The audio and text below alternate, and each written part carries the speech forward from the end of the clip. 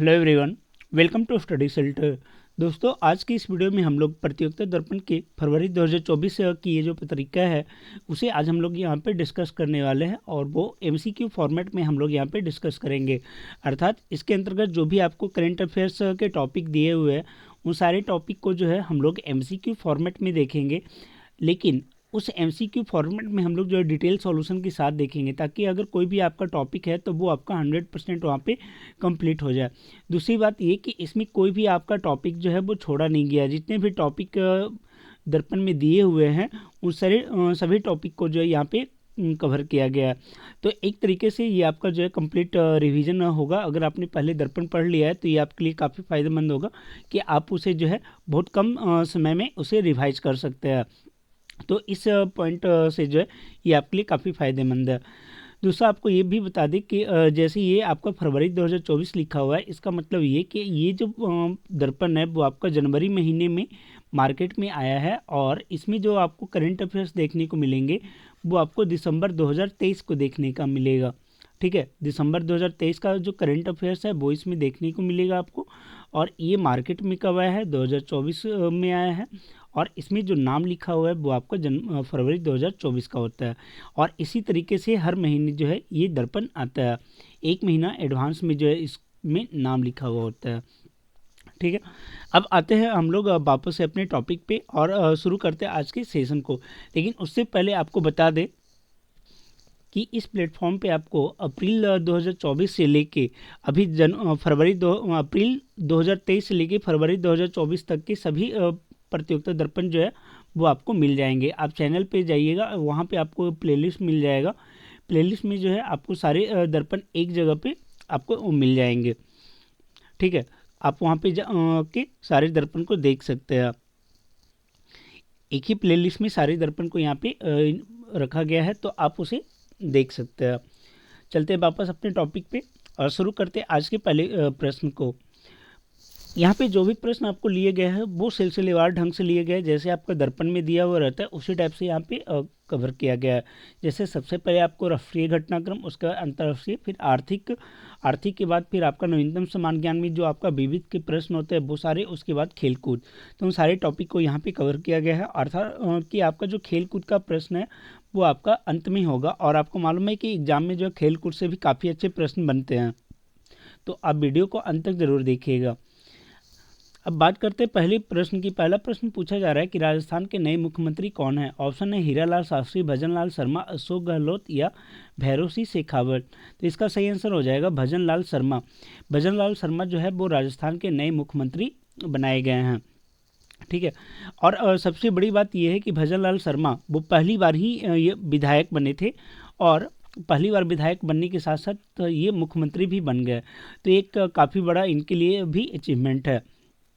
और इन्होंने शपथ कब ग्रहण किया? तो 15 दिसंबर 2023 को जो है इन्होंने शपथ ग्रहण किया। और जैसा कि आपको मालूम है कि शपथ ग्रहण जो है मुख्यमंत्री को किनके द्वारा दिलाया जाता है?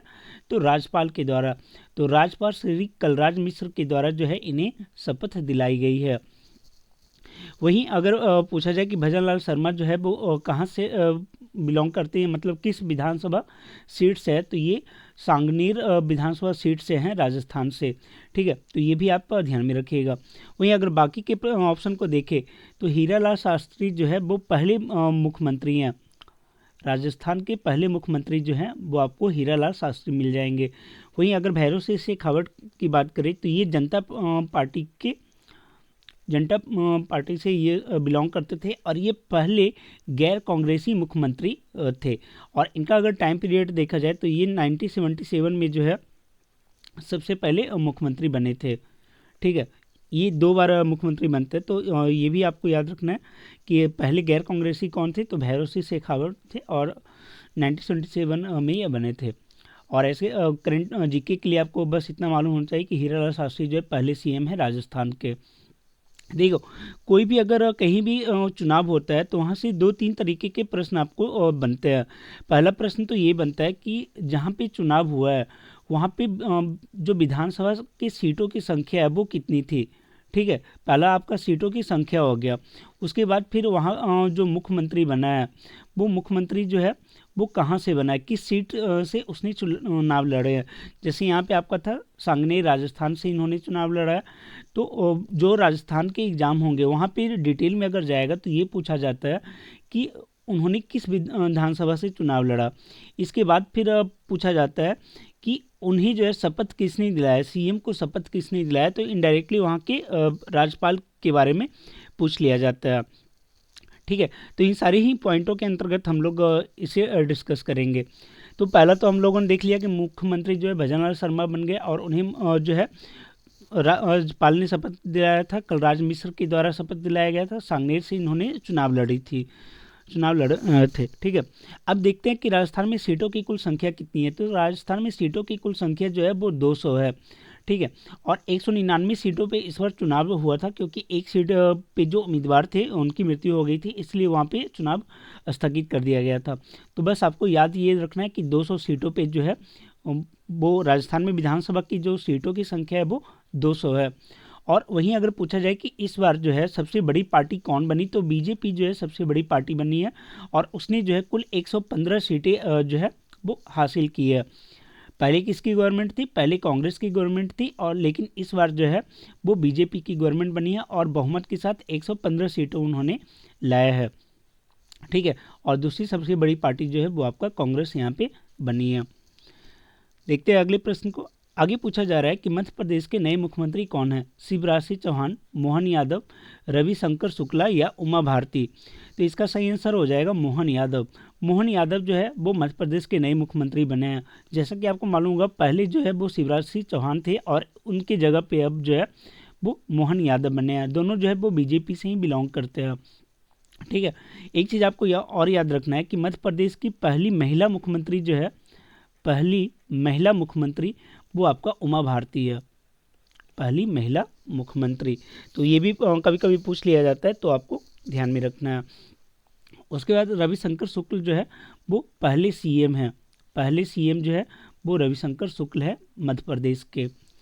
अब बात करते हैं मोहन यादव की। तो मोहन यादव जो है वो मध्य प्रदेश जो 16वीं विधानसभा का चुनाव हुआ था मध्य प्रदेश में, वहाँ जो है वो मुख्यमंत्री के रूप में इनका चुनाव हुआ है और इन्हें जो है सीएम की शपथ जो दिलाई है वो दिलाई है मंगू भाई पटेल ने। मंगू भाई पटेल ने सीएम की शपथ दिलाई है और ये उज्जैन दक्षिण जो विधानसभा सीट है वहाँ से ये निर्वाचित हुए हैं। वहीं अगर बात करें मध्य प्रदेश में सीटों की कुल संख्या की, तो यहाँ पे जो है 230 सीटों पे चुनाव हुआ था। अर्थात मध्य प्रदेश में विधानसभा की सीटों की संख्या जो है कितनी है, तो 230 है। और इसमें जो सबसे बड़ी पार्टी के रूप में जो उभर के सामने आए हैं वो है बीजेपी। बीजेपी ने जो है पिछली बार 109 सीटें हासिल की थी और इन्होंने जो है गठबंधन के द्वारा अपनी सरकार बनाया था। और अभी अगर देखा जाए तो इन्होंने 163 सीटों पे विजय प्राप्त किया और बहुमत के साथ अपनी सरकार बनाई है। ठीक है, तो ध्यान रखिएगा सबसे बड़ी पार्टी आपका बीजेपी है, बीजेपी की गवर्नमेंट बनी है। और सेकेंड जो बड़ी पार्टी बनी है वो आपका कांग्रेस बनी है। देखते अगले प्रश्न को। आगे पूछा जा रहा है छत्तीसगढ़ के नए मुख्यमंत्री कौन है। ऑप्शन है अजीत जोगी, रमन सिंह, भूपेश बघेल या विष्णुदेव साय। तो इसका सही आंसर हो जाएगा विष्णुदेव साय। छत्तीसगढ़ के नए मुख्यमंत्री विष्णुदेव साय हो गए और इन्हीं जो शपथ दिलाई है वो दिलाए हैं राज्यपाल विश्वभूषण हरिचंद्रन। विश्वभूषण हरिचंद्रन ने जो है वो विष्णुदेव साय को सीएम की शपथ दिलाई थी। ठीक है, और इनका जो निर्वाचन क्षेत्र है वो हो जाता है कुनकुरी सीट। कुनकुरी सीट से जो है इन्होंने ये चुनाव लड़ा था और बोला जा रहा है कि ये पहले ऐसे मुख्यमंत्री, पहले आदिवासी मुख्यमंत्री है। विष्णुदेव साय जो है वो एमपी के पहले आदिवासी मुख्यमंत्री हैं। तो ये पॉइंट भी आपको ध्यान में रखना है। और ये जो है वो छत्तीसगढ़ के 4th मुख्यमंत्री बने, चौथे मुख्यमंत्री बने हैं। आप यहाँ पे देख सकते हैं पूरे सीरीज को।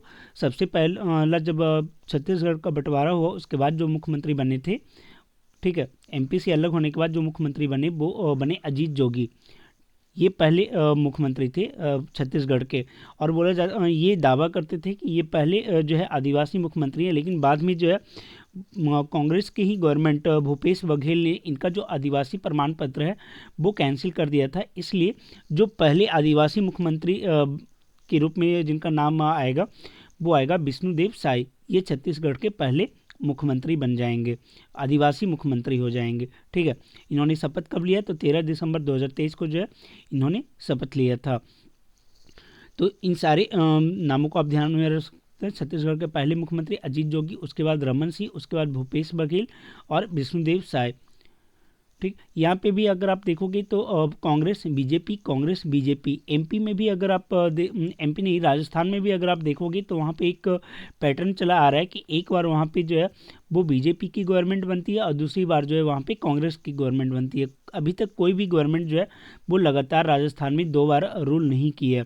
तो ये भी एक वहाँ की अनूठी बात है और छत्तीसगढ़ में भी वही चीज़ यहाँ पे देखा जा रहा है।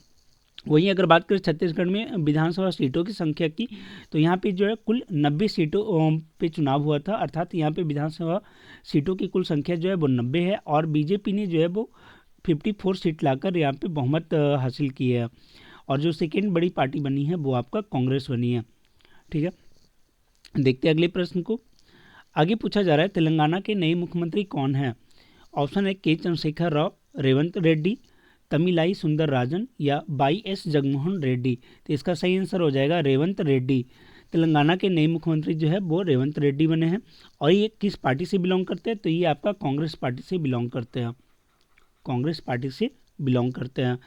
अगर देखा जाए तेलंगाना की कुल सीटों की संख्या की, तो यहाँ पे जो है टोटल 119 सीटों पे चुनाव लड़े गए थे। ठीक है, यहाँ पे विधानसभा सीटों की संख्या कितनी हो गई? 119। और उसमें जो है सबसे बड़ी पार्टी के रूप में जो है वो कांग्रेस आई है, उसने जो है कुल 64 सीटों पे विजय हासिल की है। और सेकंड बड़ी पार्टी जो है वो आपका भारत राष्ट्र समिति अर्थात BRS जो है वो सेकंड बड़ी पार्टी के रूप में यहाँ पे उभर कर सामने आई है। हालांकि बीजेपी जो है यहाँ पे पहले की तुलना में इसकी सीटों की संख्या में इजाफा हुआ है। लेकिन हम लोग को याद रखना है कि मतलब किस गवर्नमेंट की सरकार बनी है, तो किस पार्टी की है, तो कांग्रेस की। और जो दूसरी सबसे बड़ी पार्टी बनी है वो आपका भारत राष्ट्र समिति अर्थात BRS बनी है। देखते हैं अगले प्रश्न को। आगे पूछा जा रहा है मिजोरम के नए मुख्यमंत्री लाल दुहोमा का संबंध किस राजनीतिक दल से है? ऑप्शन है Zoram people's movement, Mizo national front, Bhajpa या कांग्रेस। देखो, एक चीज़ तो आपका क्लियर हो गया कि मिजोरम के नए मुख्यमंत्री कौन है, तो वो आपके लाल दुहोमा जो है मिजोरम के नए मुख्यमंत्री है। अब बात है कि इनकी पार्टी का नाम क्या है, तो इनकी पार्टी का नाम जो है वो है Zoram people's movement, Zoram people's movement, ZPM जो है वो मिजोरम के जो मुख्यमंत्री है लाल दुहोमा उनकी पार्टी का नाम है। और ये भी काफ़ी इंटरेस्टिंग है, ये पहले जो है वो IPS रह चुके हैं। ठीक है, बाद में इन्होंने जो है वो राजनीति में आया और इन्होंने पहले जो है कांग्रेस के साथ ही थे, उसके बाद इन्होंने अपनी एक अलग पार्टी बनाई लाल दुहोमा ने, और उस पार्टी का नाम इन्होंने रखा जोरम पीपुल्स मूवमेंट। ठीक है, जोरम पीपुल्स मूवमेंट। और उसी पार्टी ने इस बार जो है वहाँ पे बहुमत की सरकार बनाई है। तो ये याद रखना है कि बहुमत की सरकार किसने बनाई है? लाल दुहोमा ने बनाई है। और उन्हें जो शपथ किसने दिलवाया? तो राज्यपाल डॉक्टर हरि बाबू कंभमपति ने जो है उन्हें शपथ दिलाई है। उन्हें शपथ किसने दिलाई? तो राज्यपाल डॉक्टर हरि बाबू कंभमपति ने। और इसके पहले जो मुख्यमंत्री थे वो थे जोरामथंगा। ये मिजोरम के जो है पहले मतलब इनसे पहले जो मुख्यमंत्री थे वो थे जोरामथंगा। तो ये सारे पॉइंट को आपको याद रखना है। और ये जो है पांच जगह जो इलेक्शन हुए थे उन पांचों जगह के बारे में आपको बता दिया गया। वहाँ पे CM कौन बने हैं, किस पार्टी के बने हैं, ठीक है, किस पार्टी के बने हैं, फिर वहाँ के राज्यपाल कौन से हैं, ठीक है, वहाँ पे राज्यपाल कौन है, किन्होंने जो है वो शपथ दिलाई है, और कितने विधानसभा सीटों के लिए वहाँ पे चुनाव लड़े गए थे ये भी आपको बता दिया। और जो मुख्यमंत्री है उनका जो चुनाव क्षेत्र है वो कौन सा था, कहाँ से वो निर्वाचित होकर आया है। देखो, जो बैंकिंग के एग्ज़ाम है वहाँ पे ज़्यादातर ये चीज़ें पूछ ली जाती है, या फिर अगर आप लोकल लेवल स्टेट लेवल के एग्ज़ाम अगर आप दे रहे हो तो वहाँ पे ये चीज़ें जो है डिटेल में पूछ ली जाती है।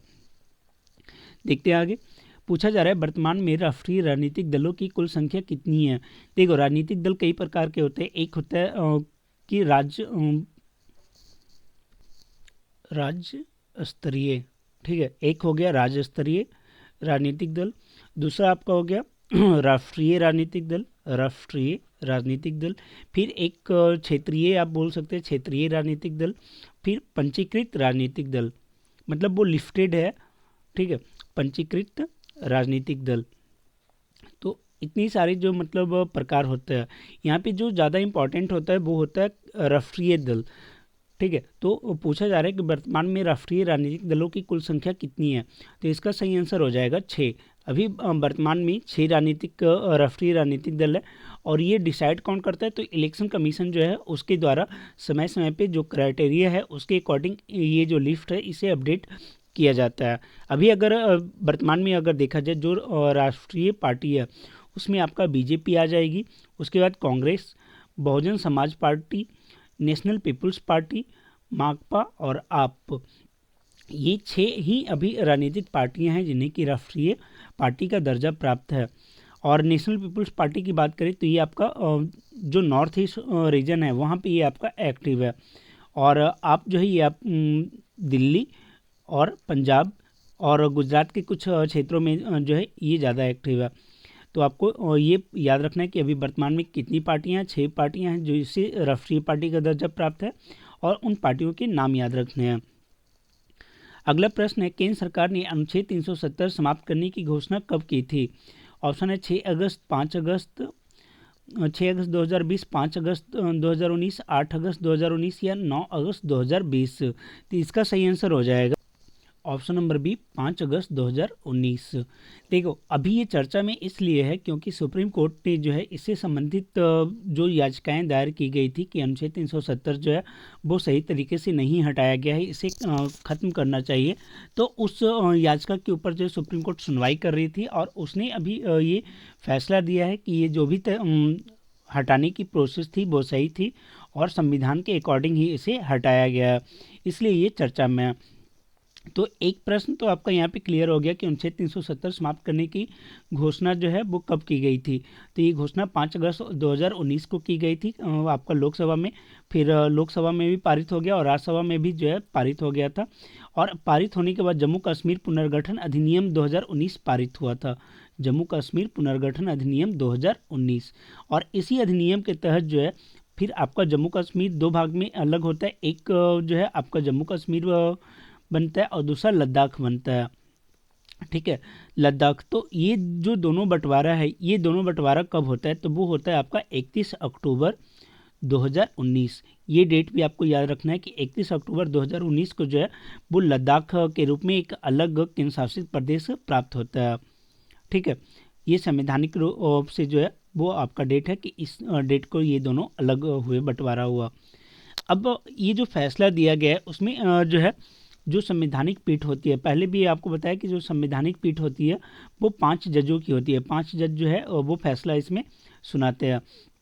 तो उनके द्वारा ये घोषणा की गई कि ये सही है। अब है कि उन्होंने एक और चीज़ें बताई है गवर्नमेंट को कि आपको जो है वो 30 सितंबर 2024 तक जम्मू कश्मीर में जो है वो इलेक्शन करवा लेने हैं।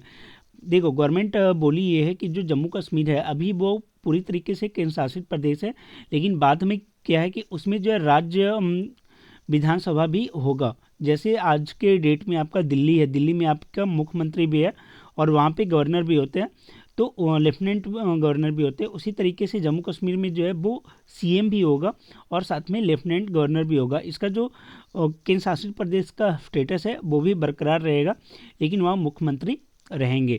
तो वहाँ पे इलेक्शन कराने का जो डेट है वो बोला गया कि 30 सितंबर 2024 तक वहाँ पे इलेक्शन करवा लेने हैं। ये चीज़ जो है वो सुप्रीम कोर्ट के द्वारा बोली गई है। अब कुछ जो नाम है उसे हम लोग याद रख लेते हैं। जैसे भारत के अभी मुख्य न्यायाधीश कौन है, तो वो DY चंद्रचूड़ हैं। अटॉर्नी जनरल कौन है, तो R वेंकट रमन है। सॉलिसिटर जनरल कौन है, तो ये तुषार मेहता हैं, ठीक है। ये दोनों क्या है, ये दोनों जो है वो सरकार के प्रतिनिधि होते हैं। अटॉर्नी जनरल जो है वो सरकार के मुख्य प्रतिनिधि हो गया, और सॉलिसिटर जनरल जो है उनके सहायक होते हैं। देखते हैं अगले प्रश्न को। आगे पूछा जा रहा है किस राज्य में समक्का सरक्का केंद्रीय जनजातीय विश्वविद्यालय स्थित है। ऑप्शन है आंध्र प्रदेश, मध्य प्रदेश, तेलंगाना या छत्तीसगढ़। इसका सही आंसर हो जाएगा तेलंगाना।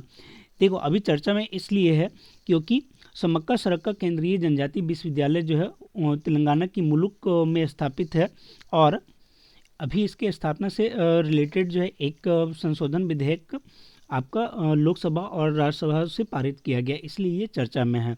तो याद रखिएगा, समक्का सरक्का केंद्रीय जनजातीय विश्वविद्यालय जो है वो आपका कहाँ स्थित है? तेलंगाना में स्थित है। आगे पूछा जा रहा है कि विश्व मलेरिया रिपोर्ट 2023 के अनुसार 2022 में विश्व में मलेरिया के कुल कितने मामले पाए गए।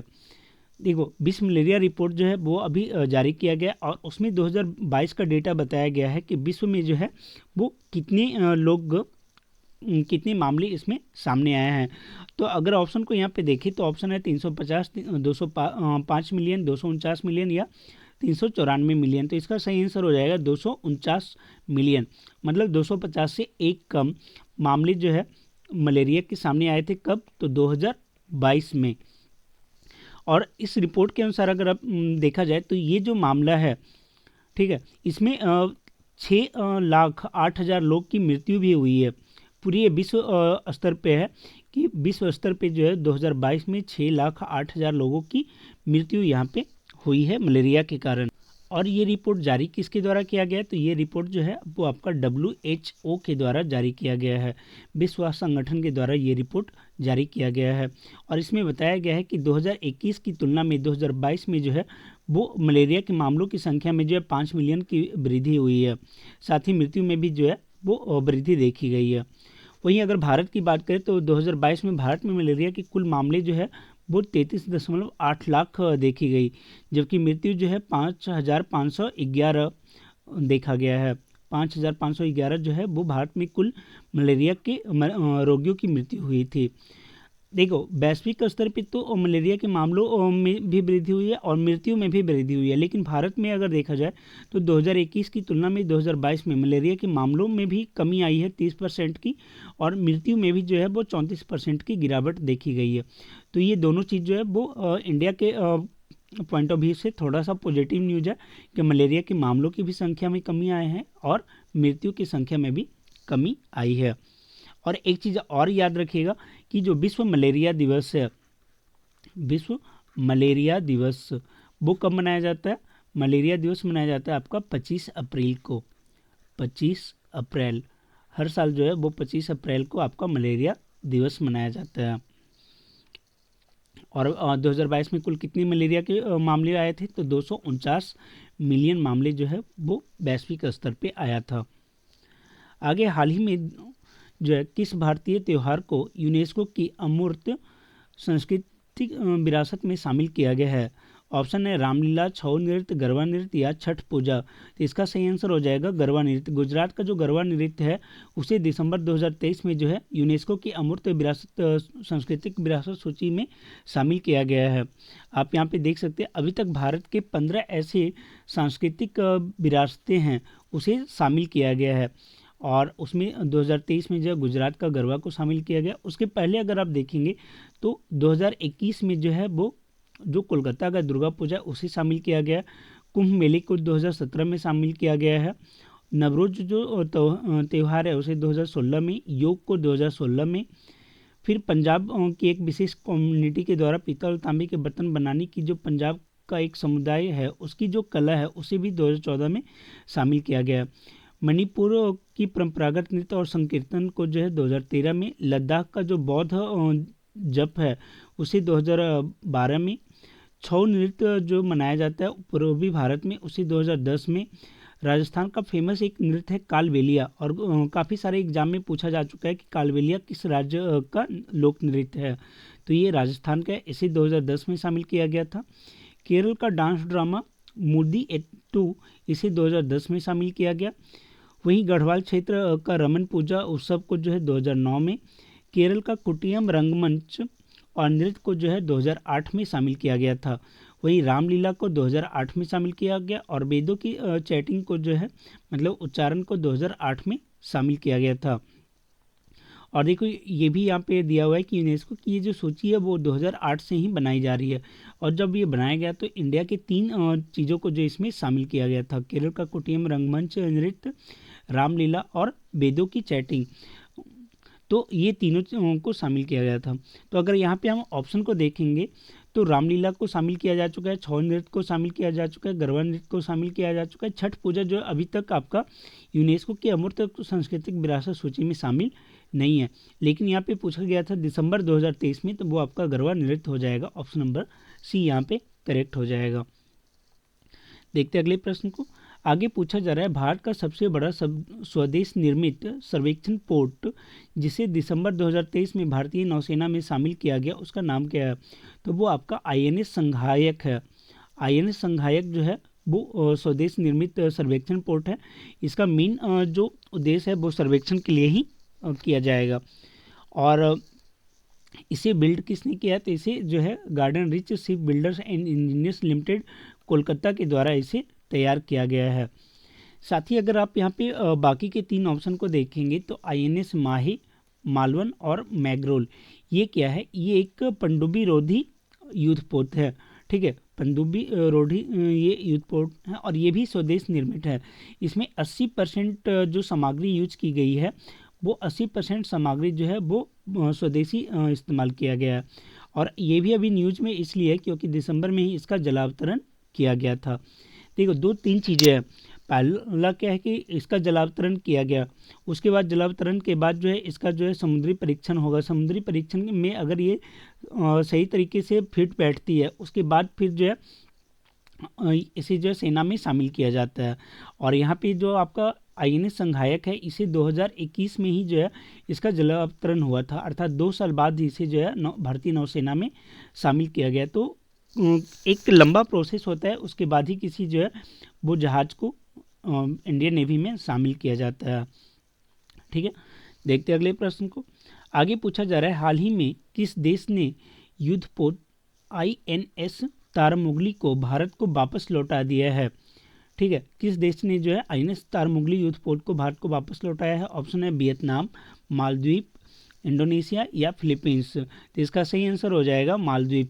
मालदीव ने जो है INS तारामुगली जो एक युद्धपोत है उसे जो है वो वापस कर दिया है। देखो हुआ यह है कि ये जो युद्धपोत है वो आपका तेज गति से हमला करने वाला युद्धपोत है और 2006 में भारत सरकार ने इसे जो है मालदीव को उपहार दिया था। और इसमें ये बोला गया था कि आप जो है वो जून 2024 के में आपको के 6 महीने पहले आपको बता देना है कि आप इसे जो है रख रहे हो या नहीं रख रहे हो। तो मालदीव की गवर्नमेंट ने जो है ये बोला कि हम लोग जो है इस उपहार को वापस कर रहे हैं, इसलिए 2006 में जो है इसे वापस कर रहा है। तो ये इसलिए ये अभी भारत को लौटाया जा रहा है INS तारामुगली, और इंडिया ने इसे 2006 में मालदीव को गिफ्ट किया था। तो ये उम्मीद है कि आपको समझ में आ गया होगा। और ऐसे भी मालदीव के साथ अभी इंडिया का जो रिलेशन है वो सही नहीं चल रहा है। वहाँ पे जो नई गवर्नमेंट आई है वो बोला जा रहा है कि वो प्रो चाइना है। ठीक है, प्रो चाइना होने के कारण इंडिया के साथ उसका रिलेशन जो है वो अभी कई मायनों में ख़राब हो रहा है। अगला है कि हाल ही में DRDO ने मानव रहित फ्लाइंग विंग UAV का सफल परीक्षण कहाँ किया है? ऑप्शन है ओडिशा, तमिलनाडु, कर्नाटक या केरल। तो इसका सही आंसर हो जाएगा कर्नाटक। DRDO ने जो है एक UAV, ठीक है, मतलब एक तरीके का ड्रोन का जो है सफल परीक्षण किया है। और ऐसा बोला जा रहा है कि इस ड्रोन के परीक्षण के बाद अब इंडिया भी जो है वो एक तरीके का जो फाइटर ड्रोन जो है वो बनाने में सक्षम हो जाएगा। तो उस पॉइंट ऑफ व्यू से ये जो है जो टेस्ट किया गया है वो काफ़ी इम्पॉर्टेंट माना जा रहा है। आपको याद ये रखना है कि ये जो इस तरीके के जो टेस्ट होते हैं वो कहाँ होते हैं। तो DRDO जो है इस तरीके का जो टेस्ट है वो कर्नाटक के चित्रदुर्ग में एरोनॉटिकल टेस्ट रेंज में करता है। कहाँ? कर्नाटक के चित्रदुर्ग जो वहाँ पे जो रेंज है एरोनॉटिकल टेस्ट रेंज वहाँ पे करता है। और अभी DRDO के अध्यक्ष कौन है? तो समीर V कामत जो है वो DRDO के अभी अध्यक्ष हैं। आगे है अग्नि-1 किस प्रकार का मिसाइल है? तो अग्नि-1 जो है मालूम होना चाहिए कि अग्नि-5 तक जो है वो लॉन्च हो चुका है। अग्नि-1 अभी इसलिए चर्चा में है क्योंकि इसका एक नया जो है वो प्रयोग के साथ इसे लॉन्च किया गया था। ठीक है, तो वो टाइम टू टाइम जो है वो टेस्ट होते रहते, इसलिए ये चर्चा में है। तो आपको याद रखना है कि अग्नि-1 किस प्रकार का मिसाइल है। तो ये आपका 17 से मतलब सरफेस टू सरफेस जो है वो मिसाइल है। और इसकी जो रेंज है वो आपका 700 किलोमीटर से लेके 1500 किलोमीटर तक इसकी रेंज है। और ये 1000 किलो तक का जो है परमाणु हथियार ले जाने में सक्षम है। अगला प्रश्न है कि CECEC एक्ट 2023। अब ये CECEC क्या हुआ, तो ये हुआ chief election commission and election commission act 2023 के अनुसार किसकी अध्यक्षता वाली समिति मुख्य चुनाव आयुक्त सहित अन्य चुनाव आयुक्त की नियुक्ति करेगा।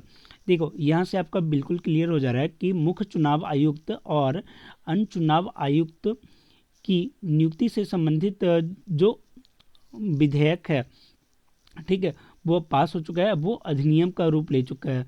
तो वो अधिनियम के तहत जो है ये पूछा जा रहा है कि किसकी अध्यक्षता में मुख्य चुनाव आयुक्त की नियुक्ति की जाएगी, मतलब कौन जो है वो हेड करेंगे, वो जो कमेटी होगी जिसके द्वारा चीफ इलेक्शन कमीशन की नियुक्ति की जाएगी। ऑप्शन है सर्वोच्च न्यायालय के मुख्य न्यायाधीश, राष्ट्रपति, प्रधानमंत्री या विधि मंत्री। तो इसका सही आंसर है प्रधानमंत्री। प्रधानमंत्री की अध्यक्षता में जो है एक कमेटी बनेगी और उस कमेटी में जो है प्रधानमंत्री के अलावा जो एक कैबिनेट मंत्री होंगे, ठीक है, प्रधानमंत्री हो जाएंगे, उसके बाद लोकसभा में विपक्ष के नेता और एक कैबिनेट मंत्री, इन 3 लोगों की एक कमेटी होगी और इन कमेटी के द्वारा ही जो है वो चीफ इलेक्शन कमीशन की नियुक्ति की जाएगी। ठीक है, और देखो पहले क्या था कि पहले चुनाव आयुक्त की जो नियुक्ति थी वो चुनाव आयुक्त की सेवा शर्त एवं कार्य संचालन अधिनियम 1991 के तहत ये नियुक्ति की जाती थी। लेकिन सुप्रीम कोर्ट ने बोला कि ये वैलिड नहीं है, इसे जो है चेंज करना चाहिए। और उसने ये सुझाव दिया कि आप एक ऐसी कमेटी बनाओ जिसमें प्रधानमंत्री हो, विपक्ष का नेता हो, ठीक है, प्रधानमंत्री लोकसभा में विपक्ष के नेता, साथ ही जो सुप्रीम कोर्ट के मुख्य न्यायाधीश है CJI हैं उन्हें आप शामिल करो। लेकिन यहाँ पे गवर्नमेंट ने क्या किया है कि उन्होंने प्रधानमंत्री को रखा है, लोकसभा में विपक्ष के नेता को रखा है और कैबिनेट मंत्री को रखा है। जो CJI को रखने की बात थी वो यहाँ पे चेंज कर दिया गया है। हालांकि इसका भी विरोध किया जा रहा है। अब आगे देखिए आगे होता क्या है, मतलब क्या वापस से सुप्रीम कोर्ट इससे रिलेटेड अपना फैसला सुनाती या फिर यही जो है वो लागू रहेगा। तो फिलहाल तो ये है कि प्रधानमंत्री की अध्यक्षता में 3 लोगों की एक कमेटी है जो कि इलेक्शन कमीशन ऑफ इंडिया को वो चुनेगी। ठीक है, देखते हैं अगले प्रश्न को। आगे पूछा जा रहा है मेरी गांव मेरी धरोहर योजना किस मंत्रालय द्वारा शुरू की गई है। ऑप्शन है पर्यटन मंत्रालय, ग्रामीण विकास मंत्रालय, शिक्षा मंत्रालय या सांस्कृतिक मंत्रालय। तो इसका सही आंसर हो जाएगा सांस्कृतिक मंत्रालय। मेरा गांव मेरी धरोहर ये जो है सांस्कृतिक मंत्रालय के द्वारा शुरू किया गया है और ये जुलाई 2023 में ही इसकी शुरुआत की गई थी। और इसका उद्देश्य यही है कि जो भारत में 6.5 लाख गांव हैं उनकी जो है कल्चरल मैपिंग करना। कल्चरल मैपिंग का मतलब ये कि अगर वहाँ पे कोई डांस फॉर्म है, ठीक है, तो वो डांस फॉर्म को जो है हम लोग वहाँ पे चिन्हित करेंगे। वहाँ पे कोई स्पेशल कला है, कला का मतलब जैसे मान लो कोई पेंटिंग है, ठीक है, कोई पेंटिंग है या फिर कोई बर्तन बनाने की अलग कला है तो उसे जो है शामिल किया जाएगा। जैसे अभी हम लोगों ने देखा था यूनेस्को की जो सूची थी वहाँ पे पंजाब की एक जो कला थी बर्तन बनाने की उसे भी शामिल किया गया था।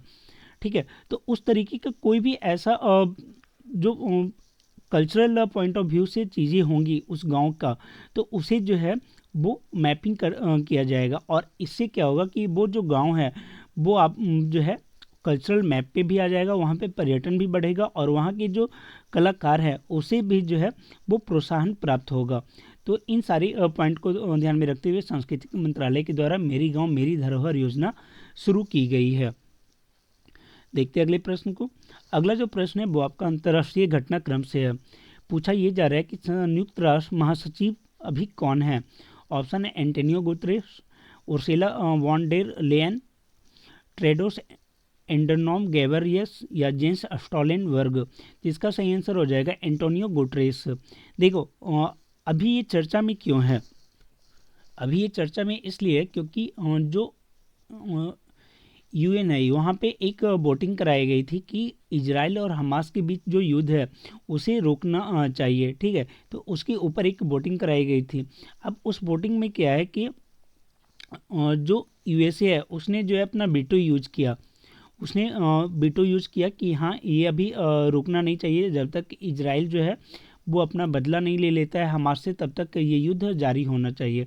तो इसलिए ये चर्चा में है, ज़्यादा कुछ इसमें है नहीं। आपको एग्जाम में ये नहीं पूछेगा कि हाँ वोटिंग किस मुद्दे पे आई थी। अगर आता भी है तो आपको ये नहीं पूछेगा कि कितना जो है कितनी वोटिंग हुए थी, ऐसा कुछ प्रश्न नहीं बनता है। ठीक है, तो आपको जो प्रश्न बनेगा वो ये बनेगा कि यूएन के अभी महासचिव कौन है, तो वो आपको याद रखना है एंटोनियो गुटरेस। वहीं उर्सुला वॉन डेर लेयन की बात करें तो ये जो है यूरोपीय यूनियन की ये अभी अध्यक्ष है, ईयू की अध्यक्ष ये हैं। वहीं टेड्रोस एडनॉम की बात करें तो ये WHO के अध्यक्ष है। WHO के अध्यक्ष कौन है, तो Tedros Adhanom WHO। Jens Stoltenberg की बात करें तो ये अभी नाटो के अध्यक्ष है। NATO, north Atlantic treaty organization, ये जो है वो नाटो के अध्यक्ष अभी जेंस स्टोल्टेनबर्ग है। तो इन सारे नामों को आप याद रखिएगा, यहाँ से अक्सर जो है एग्जाम में पूछ लिया जाता है।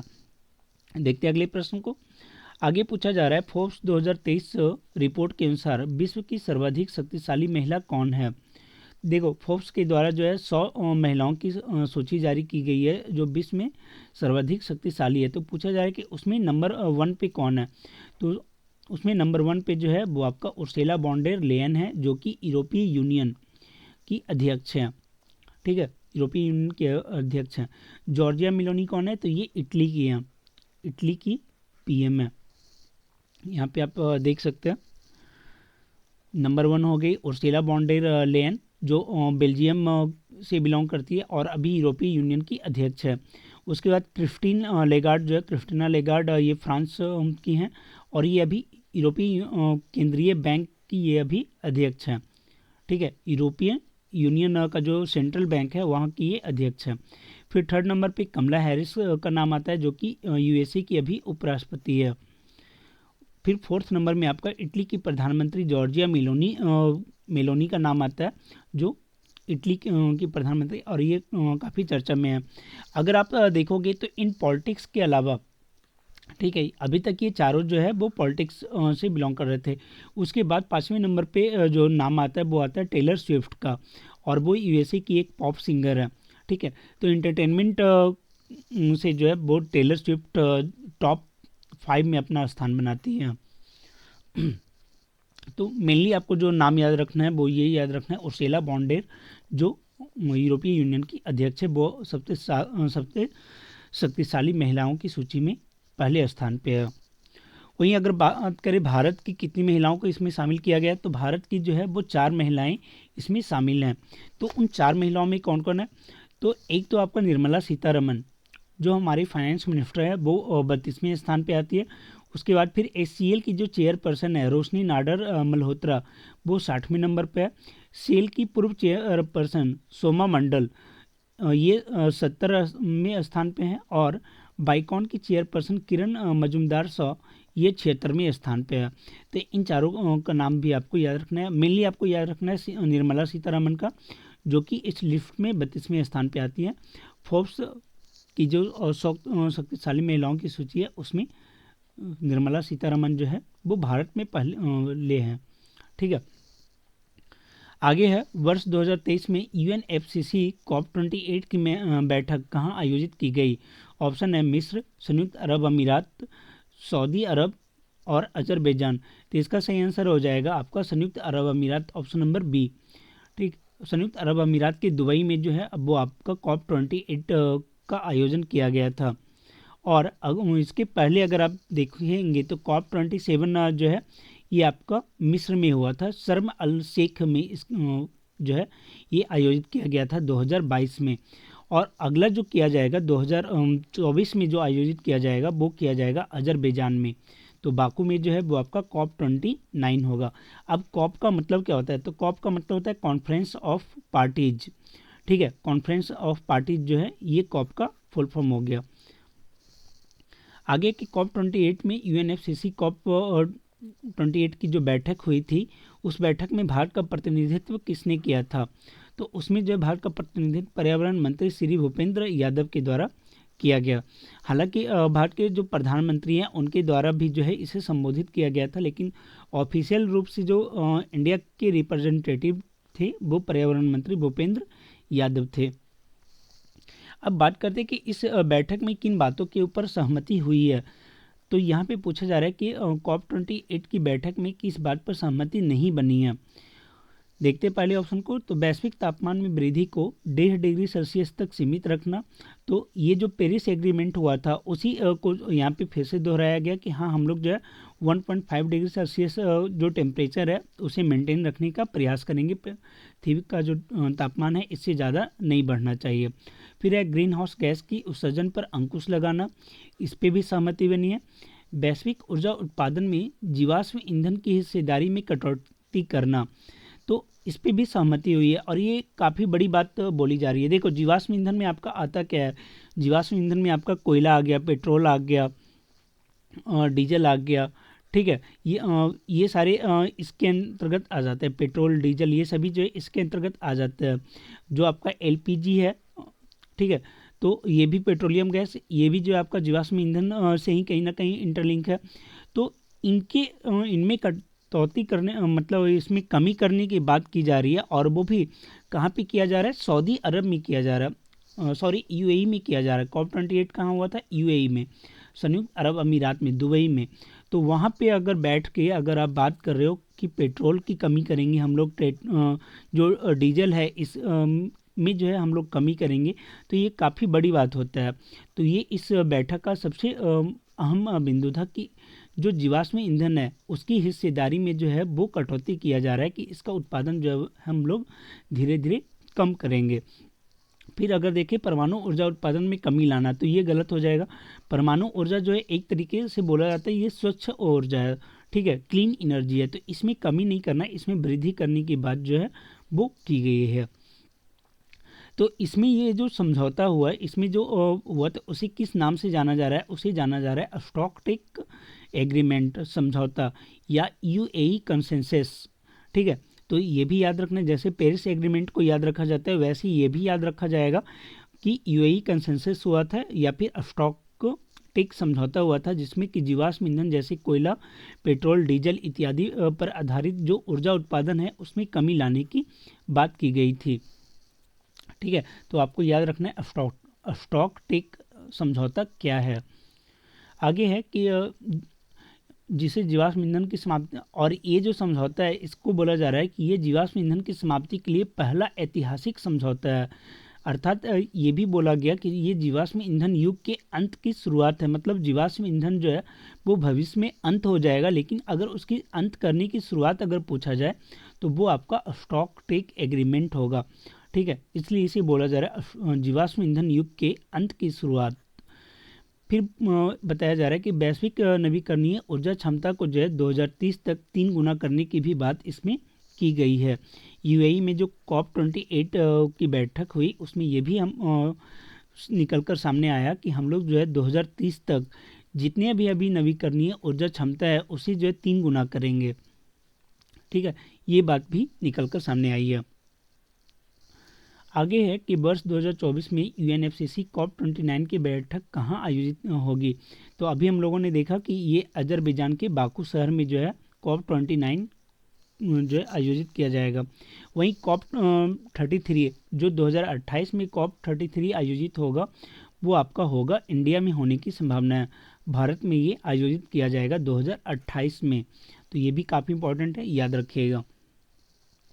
आगे पूछा जा रहा है किस देश के राष्ट्रपति विलियम समाई रूटो दिसंबर 2023 में भारत की यात्रा पर थे। ऑप्शन है गाम्बिया, जिम्बाब्वे, कीनिया या मालदीव। तो इसका सही आंसर हो जाएगा कीनिया या फिर केनिया आप बोल सकते हो, केनिया।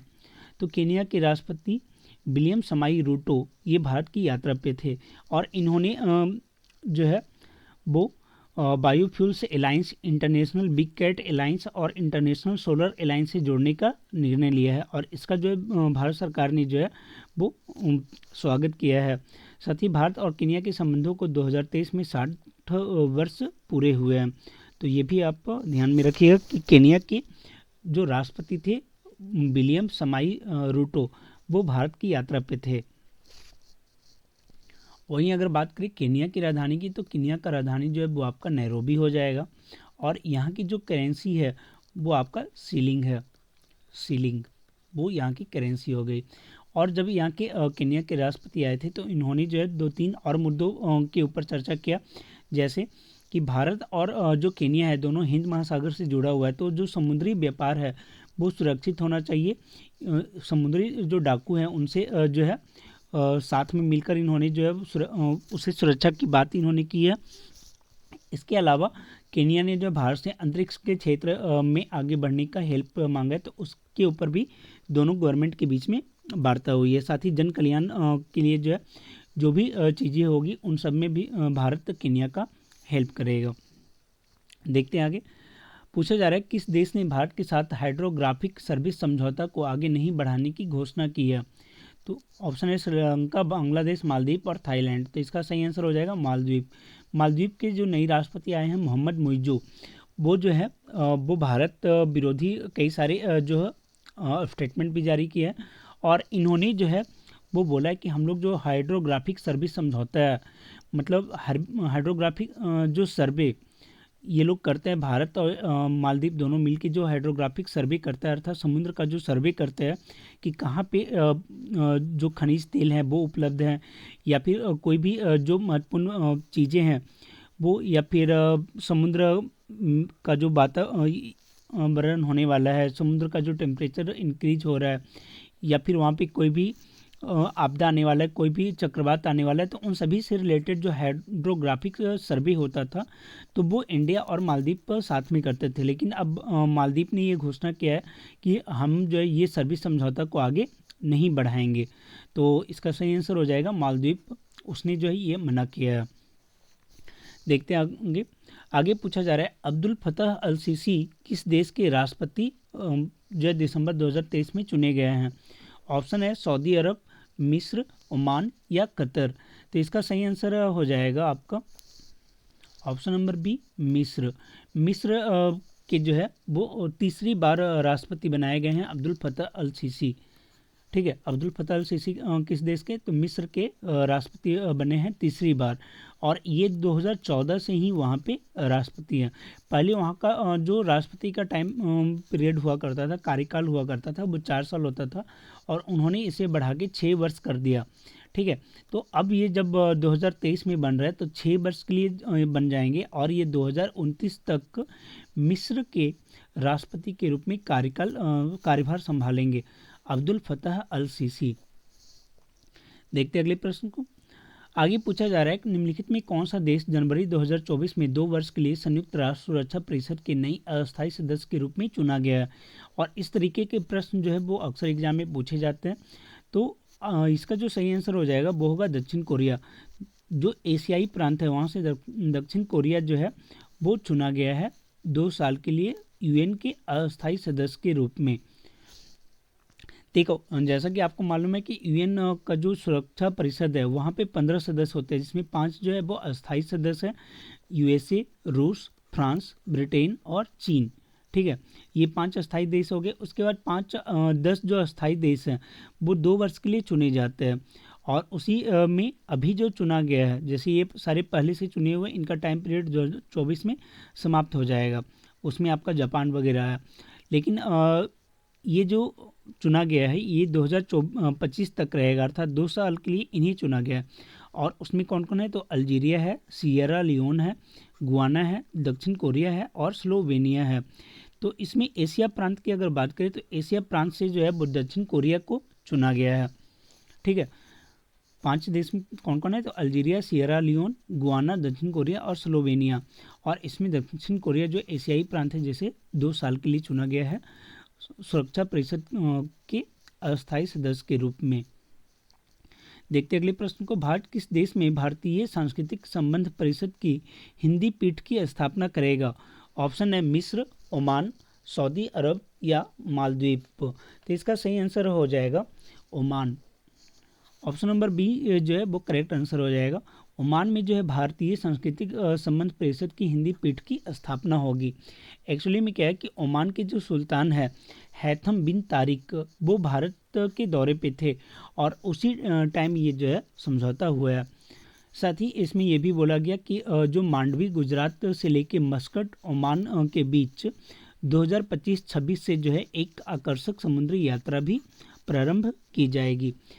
इसके अलावा भी और कई सारी बातों पे समझौता हुआ है, जैसे कि जब इंडिया में जब ओमान में जो है ओमान डिस्क एक जैसे इंडिया में अगर कोई भी व्यापारिक सम्मेलन हो रहा है, जैसे इन्वेस्ट इंडिया, ठीक है, इन्वेस्ट इंडिया का अगर सम्मेलन हो रहा है तो वहाँ पे ओमान डिस्क बनाया जाएगा, ओमान को जो है वहाँ पे इनवाइट किया जाएगा। और उसी तरीके से अगर ओमान में वैसा कोई व्यापारिक सम्मेलन हो रहा है तो वहाँ पे इंडिया डेस्क बनाया जाएगा। तो ये बातें जो है यहाँ पे समझौता हुआ है दोनों देशों के बीच में। इसके अलावा आयुर्वेद के ऊपर दोनों देश जो है एक दूसरे का मतलब इंडिया हेल्प करेगा ओमान की, साथ ही इंडिया जो है उपग्रह, रिमोट सेंसिंग, इन सभी में जो है ओमान की मदद करेगा। पर्यटन के क्षेत्र में दोनों देशों के बीच समझौता हुआ है। तो टोटल 8 मुद्दों के ऊपर जो है वो MOU साइन हुए हैं इंडिया और ओमान के बीच में। आगे पूछा जा रहा है अल नजाह इफ्रन ब्रिज और नसीम अल वह नामक सैन्य अभ्यास भारत किस देश के साथ करता है? तो ये जो है वो ओमान के साथ करता है।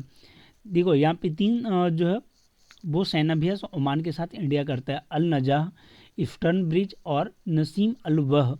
ये 3 जो सैन्य अभ्यास हैं वो इंडिया ओमान के साथ करता है, तो इन तीनों को याद रखिएगा।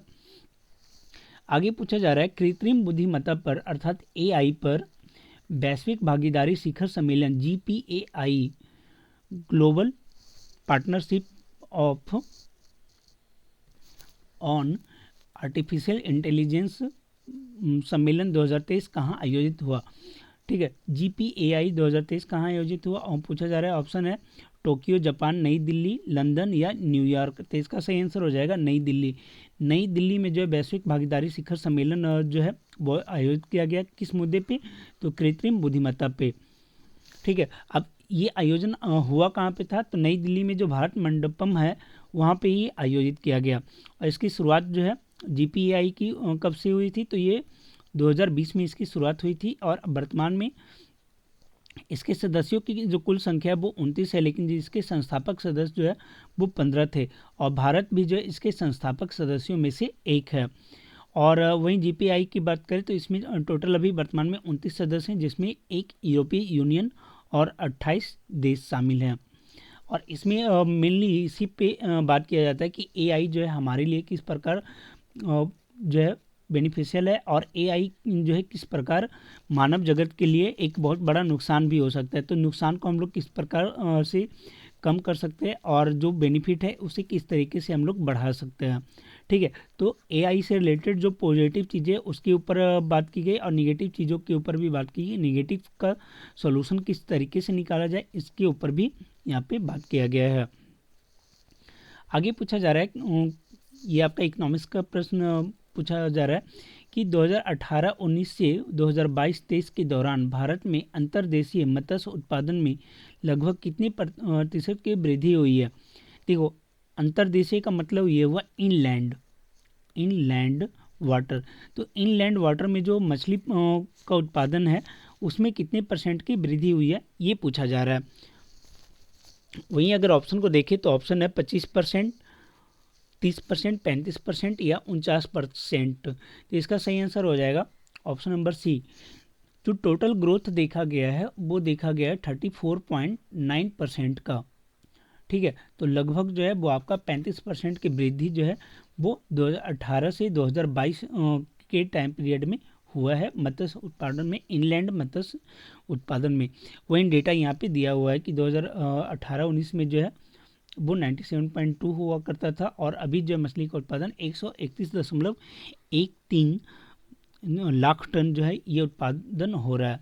इतना लाख टन का उत्पादन जो है वर्तमान में हो रहा है। तो वो अगर परसेंटेज के रूप में अगर हम लोग कैलकुलेट करें तो 34.9% जो है 2018-19 से लेकर 2022-23 तक में वृद्धि हुई है। और ये रिपोर्ट जारी कौन किया है? तो ये रिपोर्ट जो है केंद्रीय मत्स्य पालन जो मंत्री है श्री पुरुषोत्तम रूपाला, उनके द्वारा ये जारी किया गया। फिर आगे बताया जा रहा है कि मत्स्य उत्पादन के क्षेत्र में कौन कौन सी योजनाएं जो है वो गवर्नमेंट के द्वारा चलाई जा रही है। तो उसमें एक प्रधानमंत्री मत्स्य संपदा योजना है, फिर नीली क्रांति योजना है, मतलब नीली क्रांति को बढ़ावा देने के लिए सरकार के द्वारा प्रयास किए जा रहे हैं, वो हो गया। इसके अलावा मछुआरों तथा मछली किसानों की पूंजी की जरूरत को पूरा करने के लिए केसीसी की सुविधा जो है वो दी गई है। देखो, केसीसी का मतलब होता है किसान क्रेडिट कार्ड। तो अब मछुआरों और जो मछली पालन करते हैं उन सभी को भी जो है वो केसीसी के अंतर्गत जो है अब उन्हें लोन देने की व्यवस्था की गई है। आगे पूछा जा रहा है अनाज की कितनी प्रतिशत पैकिंग जूट की बोरियों में करना अनिवार्य है। तो ऑप्शन है 50, 20, 100% या 80%। तो इसका सही आंसर हो जाएगा 100%। अनाज की जो पैकिंग है वो 100% जूट की बोरियों में ही किया जाएगा। और ये किस नियम के अनुसार किया जा रहा है? तो ये किया जा रहा है जूट पैकेजिंग सामग्री अधिनियम 1987, उसके तहत ये प्रावधान लागू किया गया है। लेकिन जो चीनी है, चीनी की पैकेजिंग में जो इसमें छूट है उस वहाँ पे 20% पैकिंग ही जो है वो जूट की बोरियों में किया जाएगा। एक्चुअल में क्या है कि जो जूट का उत्पादन है उन किसानों को, वो जो किसान है जो जूट का उत्पादन कर रहे हैं उन्हें जो है आश्वस्त करने के लिए और जूट के उत्पादन को बढ़ावा देने के लिए जो है गवर्नमेंट के द्वारा ये प्रयास किया जा रहा है। जितनी भी उत्पादन होता है उसका जो है 75% जो थैला है वो क्या है कि गवर्नमेंट जो है वो खुद परचेज कर लेती है। जो भी यहाँ पे पैकिंग के लिए, जूट की पैकेजिंग के लिए जो बोरा होता है उसकी जो खरीदारी है वो गवर्नमेंट के द्वारा खुद कर ली जाती है। तो इस तरीके से वो लोग भी आश्वस्त होते हैं कि हाँ, हम अगर पैदावार करेंगे तो हमें जो है वो घाटा नहीं होगा। तो ये चीज़ें जो है यहाँ पे होती है। आगे पूछा जा रहा है सब्जियों और फलों के उत्पादन में विश्व में भारत का कौन सा स्थान है। तो इसका सही आंसर हो जाएगा ऑप्शन नंबर बी, जो दूसरा स्थान है। देखो, जो सब्जी और फल के उत्पादन में अगर विश्व में देखा जाए तो वहाँ पे इंडिया जो है सेकेंड नंबर पे है। लेकिन वहीं कुछ सब्जी और फल हैं वहाँ पे इंडिया जो है पहले नंबर पे है। जैसे केला उत्पादन में भारत का पहला स्थान है, पपीता में है, नींबू में है। भिंडी उत्पादन में इंडिया का जो है वो पहला स्थान है पूरे विश्व में। आगे पूछा जा रहा है भारत की पहली अमृत भारत एक्सप्रेस किन शहरों के बीच चलाई गई है। तो इसका सही आंसर हो जाएगा अयोध्या से दरभंगा। अयोध्या से दरभंगा जो है वो पहली अमृत भारत एक्सप्रेस चलाई गई है। और जो दूसरा चलाया गया वो आपका बेंगलोर से मालदा के बीच चलाया गया है। तो ये भी याद रखिएगा, पहला जो है वो आपका अयोध्या से दरभंगा के बीच चलाया गया है अमृत भारत एक्सप्रेस। और ये शुरू कब किया गया? तो 30 दिसंबर 2023 को ये शुरू किया गया। और इसका जो गति है वो बोला जा रहा है कि 130 किलोमीटर प्रति घंटा होगा।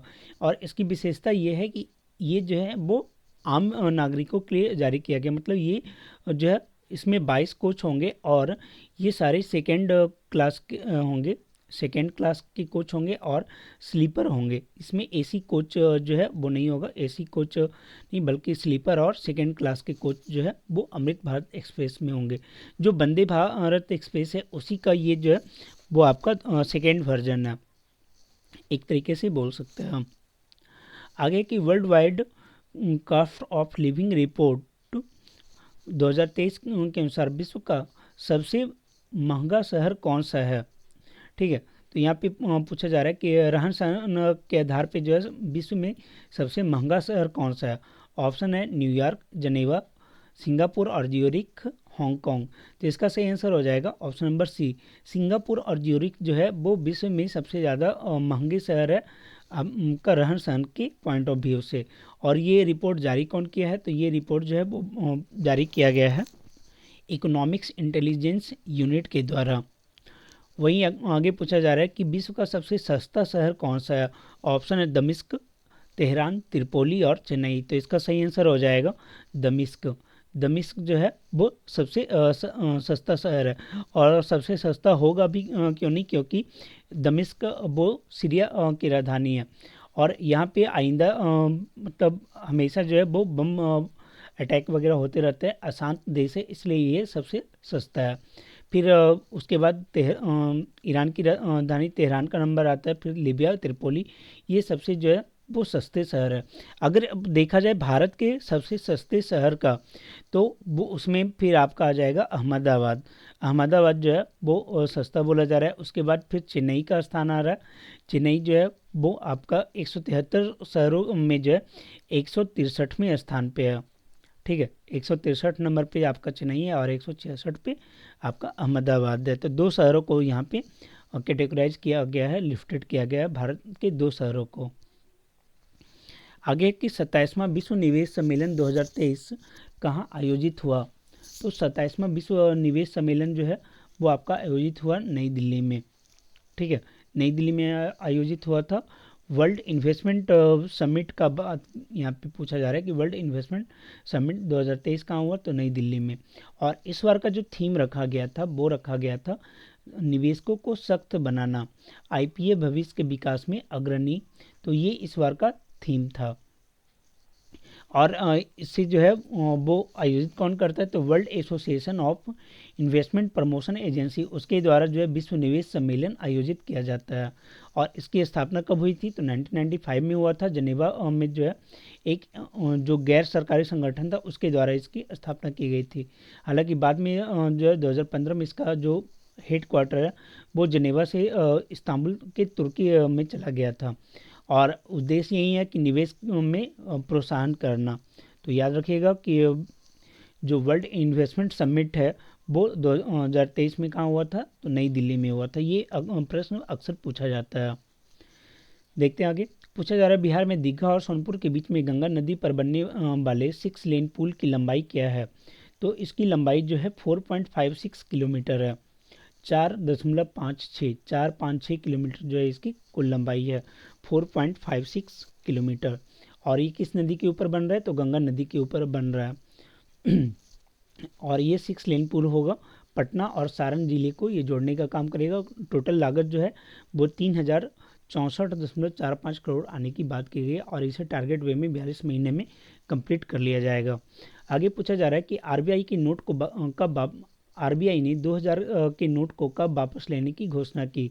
तो इसका सही आंसर हो जाएगा 19 मई 2023। 19 मई 2023 को जो है आरबीआई ने 2000 रुपये का जो नोट था उसे वापस लेने की घोषणा की थी।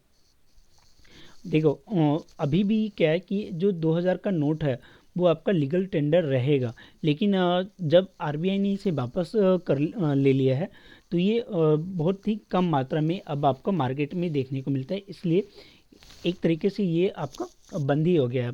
और आरबीआई ने एक रिपोर्ट जारी किया जिसके अनुसार 30 नवंबर 2030 तक आरबीआई के पास 2000 रुपये के 97.26% नोट जो है वो वापस जा चुके हैं।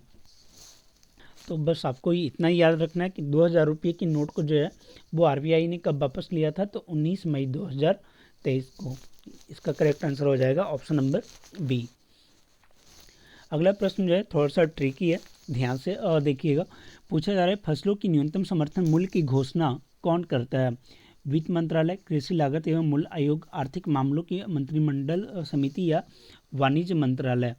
तो इसका सही आंसर हो जाएगा ऑप्शन नंबर सी। देखो फसलों की न्यूनतम समर्थन मूल्य की सिफारिश जो है वो किया जाता है कृषि लागत एवं मूल्य आयोग के द्वारा। सिफारिश कौन करता है? तो कृषि लागत एवं मूल्य आयोग वो जो है सिफारिश करती है। लेकिन जो लागू करने का काम है वो करता है, घोषणा करने का काम है वो करता है आर्थिक मामलों की मंत्रिमंडल समिति, उसके द्वारा जो है ये घोषणा की जाती है। तो दोनों पॉइंट को याद रखिएगा। अगर पूछा जाए कि एमएसपी, ठीक है, एमएसपी न्यूनतम समर्थन मिनिमम सपोर्ट प्राइस जो है वो किसके द्वारा किसके सिफारिश पे होता है? तो वो होता है कृषि लागत एवं मूल्य आयोग। और कौन इसकी घोषणा करता है? तो वो होता है आर्थिक मामलों की मंत्रिमंडल समिति के द्वारा ये घोषित किया जाता है। तो ये आपका क्लियर हो गया होगा। अभी चर्चा में इसलिए है क्योंकि गवर्नमेंट ने जो है वो नारियल, दो टाइप के होते हैं, एक होता है मिलिंग कोपरा, एक होता है बॉल कोपरा। तो मिलिंग कोपरा जो कि तेल निकालने में यूज होता है उसमें के एमएसपी में जो 300 रुपये प्रति क्विंटल की वृद्धि हुई है और ये बढ़ के 11,160 रुपये प्रति क्विंटल हो गया है। वहीं बॉल कॉपर में जो है 250 रुपये प्रति क्विंटल की वृद्धि हुई, ये 12,000 प्रति क्विंटल हो गया।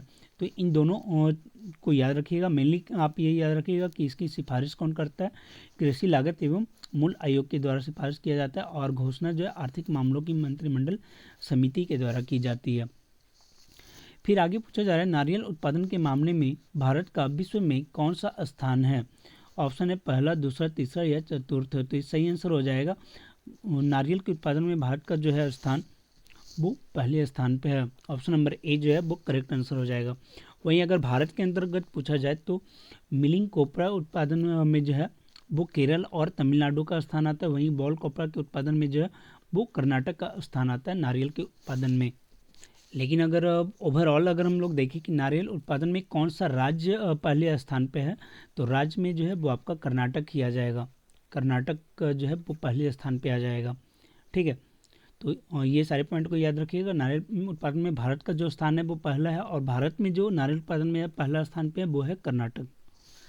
आगे पूछा जा रहा है, वर्ल्ड बैंक की रिपोर्ट के अनुसार 2023 में विदेशों से धन संप्रेषण में भारत का कौन सा स्थान है। तो देखो, धन संप्रेषण का मतलब ये हुआ कि जो भी भारतीय वो दूसरे देश में जाते हैं, तो जब वो भारत में पैसा भेजते हैं तो उसी को बोला जाता है रेमिटेंस। क्या बोला जाता है? रेमिटेंस। तो हिंदी में उसे धन संप्रेषण कहा जाता है। तो विदेशों से धन संप्रेषण में भारत का जो स्थान है वो विश्व स्तर पे जो है पहले स्थान पे है। मतलब सबसे ज़्यादा जो भारतीय लोग हैं वो अपने देश में पैसा भेजते हैं। और ये रिपोर्ट है किसकी? तो ये वर्ल्ड बैंक की रिपोर्ट है। ठीक है, और उस रिपोर्ट का नाम है migration and development brief report. तो आपको ये भी पूछा जाता है जा सकता है कि migration and development brief report किसके द्वारा जारी किया जाता है, तो वर्ल्ड बैंक के द्वारा जारी किया जाता है। और उसके अनुसार 2023 में विदेशों से जितने भी धन भेजे गए हैं, तो उसमें भारत को जो भेजा गया धन है वो 125 अरब डॉलर है। कितना? 125 अरब डॉलर। और ये अभी तक का सबसे सर्वोच्च जो है वो अमाउंट है, जो कि जो प्रवासी भारतीय हैं उनके द्वारा भारत बस पैसा भेजा गया। अगर देखा जाए तो 2022 की तुलना में जो इसमें 12.4% की वृद्धि हुई है। तो विदेश से संप्रेषित धन प्राप्त करने वाले जो 5 अगर देश देखा जाए तो पहले नंबर पे आपका भारत आ जाएगा। लेकिन अगर भारत के बाद पूछा जाए तो सेकंड नंबर पे मैक्सिको, उसके बाद चीन, फिर फिलीपींस और फिर मिस्र आएगा। लेकिन अमाउंट में अगर आप देखोगे तो भारत के आसपास जो है कोई भी देश नहीं है। ठीक है, लेकिन 5 अगर देश की बात करूँ तो भारत के बाद मैक्सिको आता है, उसके बाद चीन, फिलीपींस और मिस्र आता है। अगला प्रश्न भी इसी से संबंधित है कि वर्ल्ड बैंक की रिपोर्ट के अनुसार 2023 में जितने भी विदेशों से संप्रेषित धन था, तो मान लो कि अगर इंडिया में भेजा जा रहा है तो ये 125 अरब डॉलर जो भेजा गया वो हमारे देश के जीडीपी का कितना प्रतिशत है। तो उसी के कंटेंट्स में ये प्रश्न पूछा जा रहा है कि जो भेजा हुआ धन है वो उस देश के जीडीपी के कितने प्रतिशत के रूप में है, और ऐसा सर्वाधिक प्राप्त करने वाला देश कौन सा है। फिर से समझते हैं प्रश्न को। विदेशों से संप्रेषित धन का जीडीपी परसेंटेज के रूप में सर्वाधिक प्राप्ति वाला देश कौन सा है। तो इसका सही आंसर हो जाएगा आपका कजाकिस्तान। कजाकिस्तान में जितना भी पैसा भेजा जाता है वो उसके जीडीपी का 48% होता है। लगभग बोला जाए तो 50% पैसा जो है वो उसका विदेशी जो प्रवासी कजाकिस्तान के लोग हैं उनके द्वारा ही भेज दिया जाता है। वहीं टोंगा में 41%, समोआ 32%, लेबनान 28%, निकारागुआ जो है 27%। तो बात आती है ना कि चलो ठीक है, भारत तो सबसे ज़्यादा 125 अरब डॉलर प्राप्त कर रहा था, तो ये 125 अरब डॉलर जो है वो कितना होगा, भारत की जीडीपी उनका कितना परसेंट होगा। तो देखो, जो पिछले साल भेजा गया था वो भारत के जीडीपी का 3% था। तो इस बार चूँकि वृद्धि भी हुआ है तो ये आपका ज़्यादा से ज़्यादा होगा तो 3.2% के आसपास ही होगा। ठीक है, तो ये भारत के जीडीपी का लगभग 3.2% के आसपास ये होता है जो भी रेमिटेंस भेजा जाता है वो। और अगर कंट्री में बात किया जाए तो कजाकिस्तान जो है वो पहले स्थान पे, जहाँ 48% प्राप्त होता है उसके जीडीपी का। आगे पूछा जा रहा है कि 2023 के दौरान भारत को प्राप्त संप्रेषित धन में सर्वाधिक योगदान किसका था। मतलब किस देश से जो है प्रवासी भारतीयों ने सबसे ज़्यादा पैसा अपने देश भेजा था। ठीक है, किस देश से प्रवासी भारतीयों के द्वारा, तो उसमें जो है पहले स्थान पे आपका यूएसए आता है।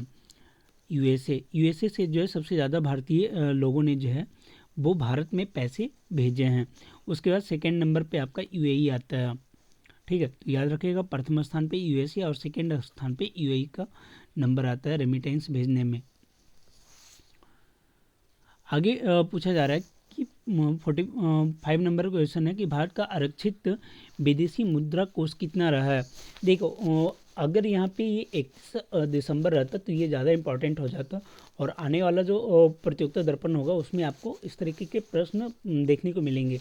और एग्जाम में भी पूछा जाता है, कोई एक पार्टिकुलर डेट दे दिया जाता है और पूछा जाता है कि इस डेट तक जो है भारत का जो फॉरेन रिजर्व करेंसी है वो कितना है। ठीक है, इस तरीके के प्रश्न जो है वो एग्जाम में पूछे जाते हैं। तो याद रखना है कि 2023 तक भारत का जो फॉरेन रिजर्व करेंसी है वो कितना हो गया है, वो हो जाएगा 620.441 अरब डॉलर। ठीक है, तो भारत में जो अभी फॉरेन करेंसी जो है वो आपका कितना हो गया 620.441। और देखो ये घटते बढ़ते रहता है। अगर आप देखोगे तो 2021 में ये जो है कि अंत में 635.08 अरब डॉलर था। वहीं 2022 में ये घट के क्या हुआ कि 562 अरब डॉलर हो गया। और फिर अभी 2023 में ये जो है इसमें वृद्धि हुआ है और ये 620.441 अरब डॉलर जो है ये रहने का अनुमान है। ये 22 दिसंबर तक का डेटा है कि इतना अरब डॉलर जो है वो भारत के पास टोटल रिजर्व करेंसी मौजूद थी। अब देखते हैं, देखो आरबीआई जो है हर एक 2 महीने में अपना जो है वो मॉनेटरी पॉलिसी लाता है। ठीक है, मॉनेटरी जो डेटा है वो रिप्रेजेंट करता है। तो उस अनुसार एक साल में वो कितनी बार करेगा, अगर 2-2 महीना पे लाता है तो वो एक साल में 12 बार, एक साल में जो है वो 6 बार करेगा, है ना, 6 बार। तो इस बार जो है वो 5वीं अपना जो है द्विमासिक समीक्षा जो है वो मौद्रिक समीक्षा वो पेश किया है। और उसमें आरबीआई ने जो है जो नीतिगत दरें हैं उसमें कोई भी बदलाव नहीं किया। ठीक है, नीतिगत दर उसे बोला जाता है जिसके आधार पे आरबीआई अपना पॉलिसी बनाता है, जिसमें आपका आ जाता है रेपो रेट आ जाता है, एसएलआर आ जाता है। ठीक है, सीआरआर आ जाता है। तो उसी के बारे में यहाँ पे बताया हुआ है कि जो आपका रेपो रेट है, रेपो रेट अभी वर्तमान में कितना है 4.50 ही चल रहा है। और रेपो रेट नहीं बल्कि सीआरआर, यहाँ पे आप देख सकते हो कलर कोडिंग किया हुआ है। तो रेड वाला जो है वो आपका सीआरआर हो गया, कैश रिजर्व रेशियो। और कैश रिजर्व रेशियो होता क्या कि जमा राशि का वह हिस्सा जो बैंक को आरबीआई के पास अनिवार्य रूप में रखना होता है वो होता है आपका सीआरआर। तो वो अभी कितना चल रहा है 4.50% चल रहा है। और जो आपका रेपो रेट चल रहा है वो आपका 6.50 चल रहा है। रेपो रेट क्या होता है, वह दर जिस पर आरबीआई व्यावसायिक बैंकों को ऋण देता है। ठीक है, आरबीआई किसको ऋण दे रहा है, बैंक को दे रहा है, और जिस परसेंटेज पे दे रहा है वो आपका कहलाएगा रेपो रेट। तो रेपो रेट अभी कितना हो गया 6.50 हो गया। फिर एक होता है reverse repo rate. Reverse repo rate में क्या होता है कि जब इन बैंकों के पास ज़्यादा पैसा हो जाता है तो जो एक्स्ट्रा अमाउंट है वो क्या करता है बैंक जो है वो आरबीआई के पास रखता है, और उसके बदले में आरबीआई जो है कुछ परसेंटेज इन लोग को देती है। तो वही हो जाता है रिवर्स रेपो रेट। तो वो कितना है, ये है 3.35। ठीक है, फिर एक होता है एसएलआर। एसएलआर का जो अभी रेट है वो आपका 18.00 वो चल रहा है। इसके अलावा अगर बात करो बैंक रेट की, बैंक रेट, तो बैंक रेट जो है वो अभी 6.75 है, 6.75 ये भी बैंक रेट है। मेनली जो आपको याद रखना है वो ये चारों ही याद रखना है कि आपका जो रेपो रेट है वो 6.50 चल रहा है, और सीआरआर 4.50 चल रहा है, एसएलआर जो है वो हमेशा ज़्यादा रहेगा, सबसे ज़्यादा रहता है, और ये 18.00 चल रहा है। ठीक है, ये परसेंटेज जो है अभी सीआरआर का। आगे कि भारतीय नौसेना की किसी युद्धपोत की कमान संभालने वाली पहली महिला कमांडिंग ऑफिसर कौन है, तो वो आपकी हो जाएगी शिवांगी सिंह। शिवांगी सिंह जो है शिवांगी सिंह नहीं, प्रेरणा देवस्थली। प्रेरणा देवस्थली पहली ऐसी महिला बनी है जो कि किसी युद्धपोत की कमान संभालने वाली कमांडिंग ऑफिसर बन गई है। ठीक है, प्रेरणा देवस्थली, इसने जो है आईएनएस त्रिकंड की कमांडिंग ऑफिसर ये बनी है। वहीं शिवांगी सिंह क्या है कि नौसेना में पायलट बनने वाली पहली महिला है। नौसेना में पायलट बनने वाली पहली महिला वो शिवांगी सिंह है। और शीला सामंता मथाई जो है ये भारतीय नौसेना की पहली महिला वाइस एडमिरल बनी थी। देखते हैं अगले प्रश्न को। आगे पूछा जा रहा है सीआरपीएफ के नए महानिदेशक कौन बने हैं।